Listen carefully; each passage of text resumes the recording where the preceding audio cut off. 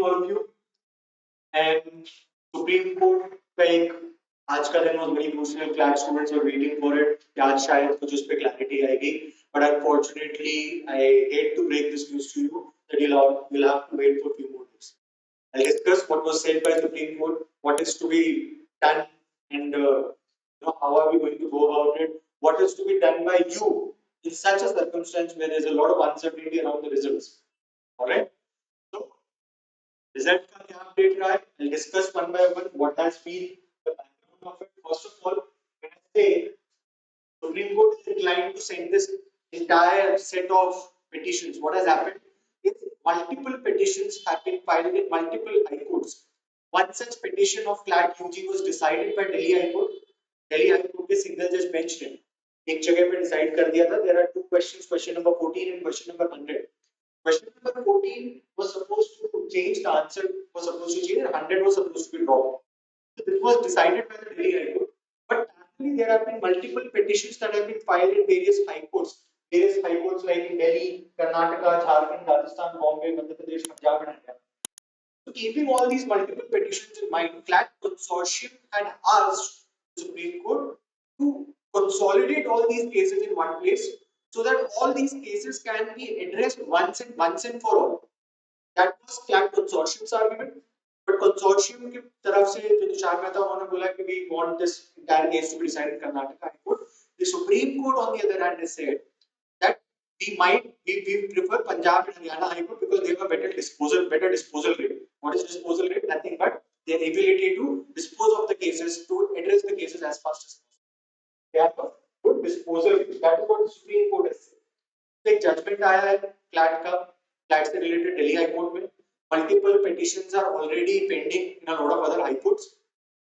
Keeping all of these things, Supreme Court has said, but now Supreme Court has not said कि ऐसा करना ही है कि Punjab high court में डाल देना.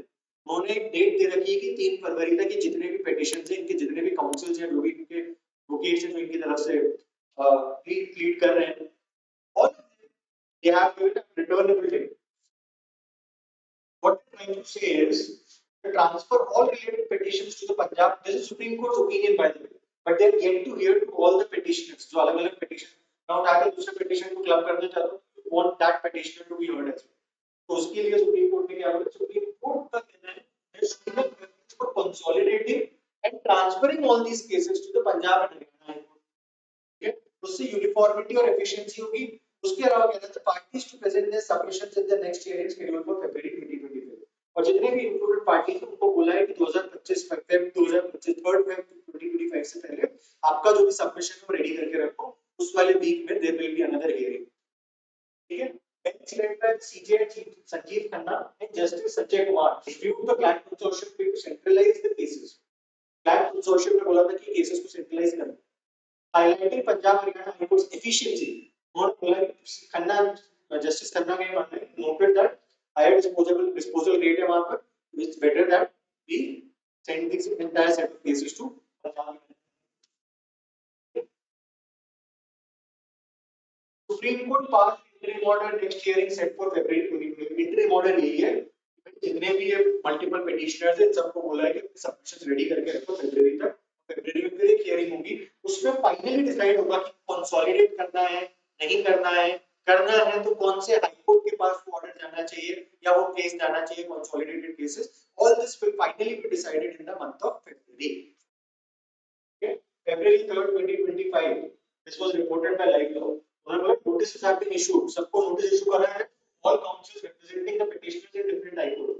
अलग-अलग councils हैं, अलग-अलग high court में अलग-अलग petitions file करते हैं. The returnable date scheduled for week starting February 3rd 2025 as reported by Live Law. इसके बीच में हमें पता ही है एक पर्टिकुलर जहां पे दो आंसर्स में चेंजेस की बात हुई थी. All these petitions, everything, including the previous case, the cases that are pending, all of this will be consolidated, all of them will be reheard, और फिर finally CLAT consortium को क्या करना है क्या नहीं करना, that will be decided. But February तक again हमें वेट करना पड़ेगा. The problem is पहली टाइमलाइन CLAT ने दी थी, उसके हिसाब से तो 26 दिसंबर में पहले अलॉटमेंट लिस्ट आ जानी चाहिए थी और अभी तक दूसरी तीसरी अलॉटमेंट लिस्ट का टाइम आ जाना चाहिए था.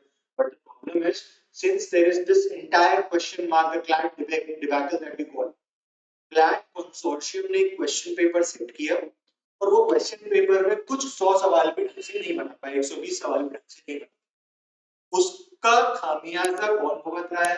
बच्चे भुगत रहे हैं। The students who have worked really hard for this examination, and to put a person in a state of uncertainty is the worst thing that you can ever do to any person. But then these are things that are beyond our control. ये क्या हमारे control में है? The answer is no. Paper खराब बन गया, क्या वो हमारे कंट्रोल में था? नहीं। हमारे जो भी मार्क्स आए वो ठीक है, वो हमारे कंट्रोल में था उतना तो, लेकिन उसमें आंसर की में कौन सा आंसर सही है गलत है, क्या चेंजेस होंगे, कितने चेंजेस में कितनी रैंक ऊपर नीचे होगी, ये सब हमारे कंट्रोल से बाहर है। फेब में जो ये हियरिंग होनी है उसमें क्या आउटकम आएगा, it is out of our control. जो भी उसका आउटकम आएगा उसके बाद जो हियरिंग होगी उसका क्या आउटकम आएगा, that is also out of our control. Now in a situation where most of the things are out of our control, what are we supposed to do? That is where you need to listen to this very carefully. बाकी उन्होंने साथ बोल दिया है hearing होगी फरवरी 2025 में, उसके accordingly फिर वो डिसाइड करेंगे। यू नीड टू मान के चलो ये फरवरी में, पहले फरवरी में अगला मिलेंगे, फिर वो डिसाइड करेंगे, फिर ये case Punjab Haryana high court के पास जाएगा, फिर वो हियरिंग सुनेंगे, तो इसमें समय तो लगने वाला है बेटा, you have to wait. But क्या वेट करते रहना is the only solution that we have? The answer is no. What are we supposed to do? फिर करना क्या ये बता दो।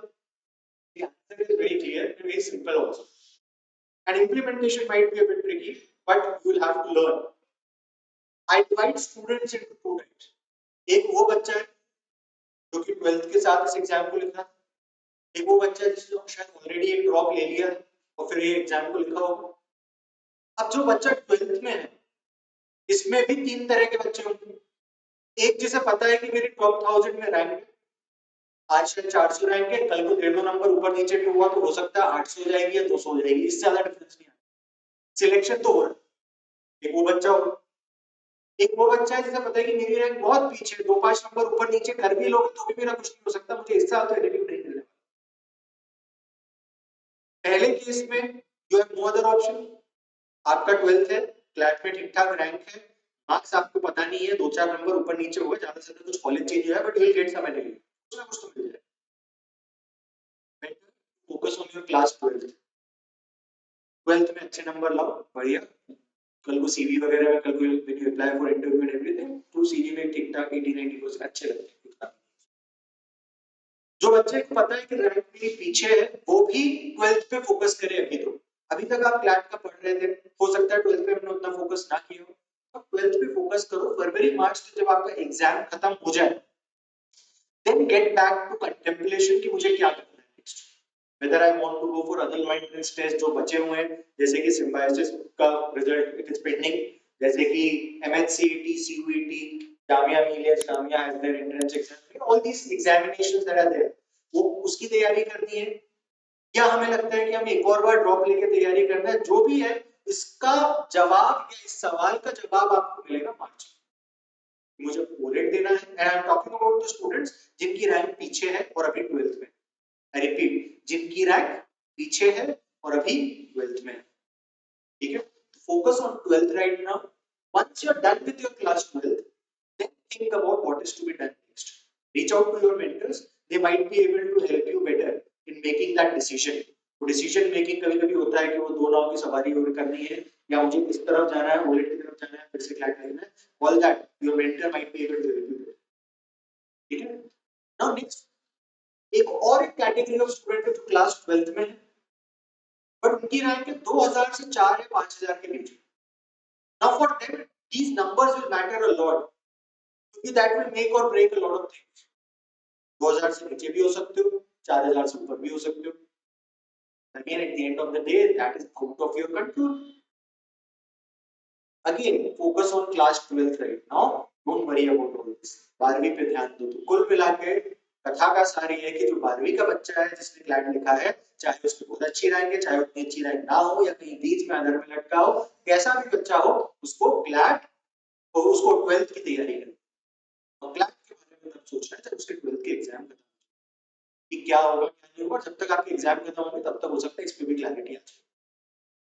It's better to focus full-fledgedly on your 12th. Make sure that you get good grades in 12th class as well, 12th standard as well.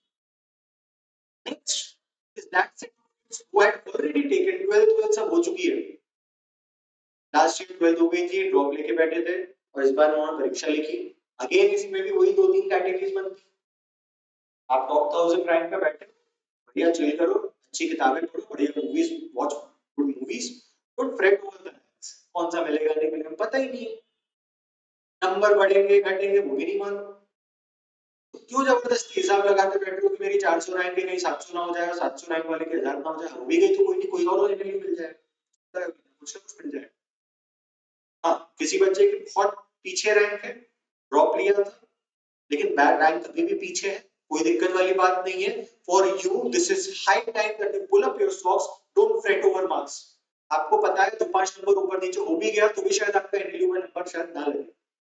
It's better to pull up your socks again, focus on the OLEDs, and if you want to take another drop, you want to give yourself another chance, then go for it. Either ways, whether you want to appear in CLAT again or whether you want to appear for the other low entrance test, you have to get back to work. फिर से CLAT लिखना तो भी पढ़ाई करनी है, OLED पढ़ना तो ओलेट के लिए पढ़ना तो भी पढ़ना ही। इन सब कहानियों के पीछे अपना समय बर्बाद करने की बजाय ओलेट की तैयारी या क्लैट की तैयारी चुपचाप चालू करो। And I tell you where to start. हो सकता है बहुत बड़ा ब्रेक हो चुका होगा, क्लैट हो चुका है, काफी समय हो गया, उसके बीच में ये इतनी सारी कहानियां चल रही है, हो सकता है हमने पढ़ाई ना की। I tell you where to start reading newspapers. कुछ मत करो, न्यूज़पेपर पढ़ो, बहुत कुछ हो रहा है दुनिया में, इतने दिनों से अखबार नहीं पढ़ा, आपको शायद पता भी नहीं चलेगा, बहुत सारी चीजें हो रही हैं, रूपी डेप्रिसिएशन हो रहा है, वहाँ यूएस प्रेसिडेंट नया वोट लेने वाले हैं, उनके कई सारे वक्तव्यों से इंडियन शेयर मार्केट में दिक्कतें हो रही है, आरबीआई के वहाँ चेयरमैन पर्सन चेंज हो चुके हैं, गवर्नर चेंज हो गए, all these things have happened in the last 1.5 years. Get back to study, get back to improving your language, get back to focus on improving your knowledge, keeping yourself updated with what is happening around the world. Is precisely what you need to do right. So again, droppers, you have good ranks, read good books, just wait and watch. अगर आपको लगता है आपकी rank उतनी अच्छी नहीं है, focus on the OLED, or if you want to reappear for CLAT, get back to work either ways. और फिर इसमें अगेन वो वाले बच्चे आते हैं जिनकी रैंक 2000 से 4000 या 5000 के बीच। आप अपने आप को फिट कर लो कहां पर आते हो।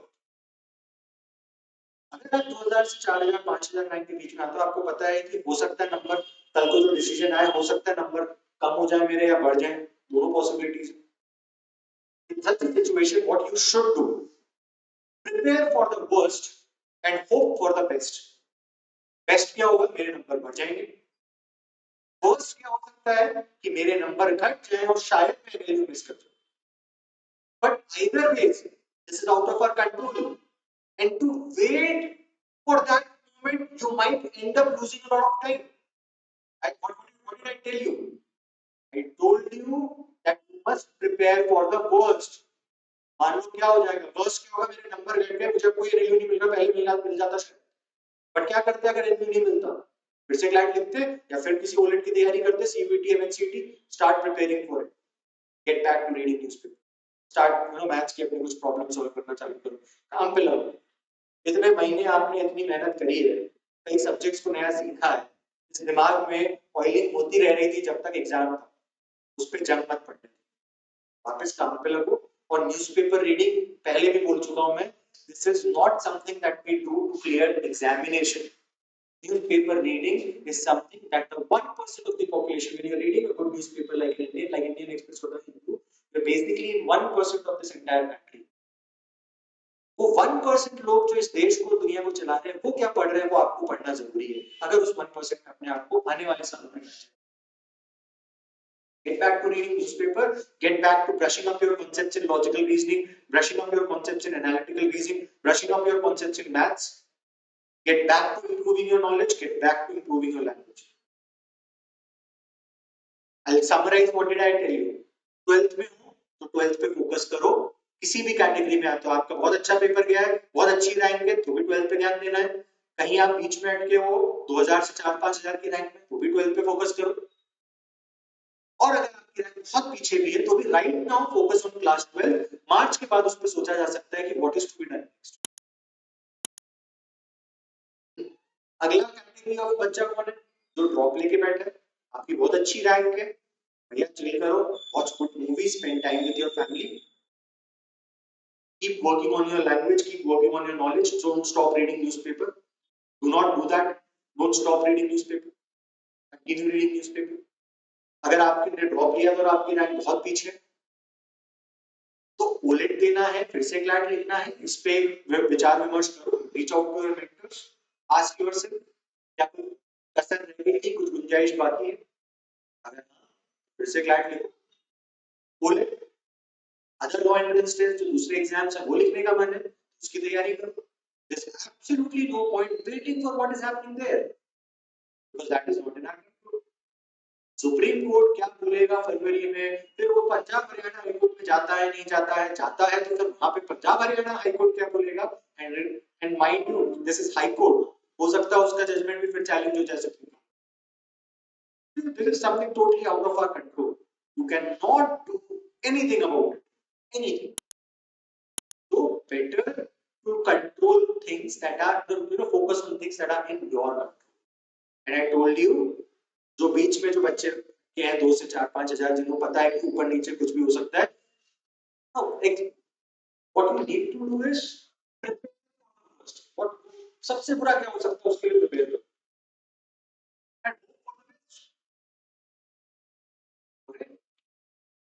And give you with a comment, a quote which goes like this: focus on what you can control, that is your attitude and your hope.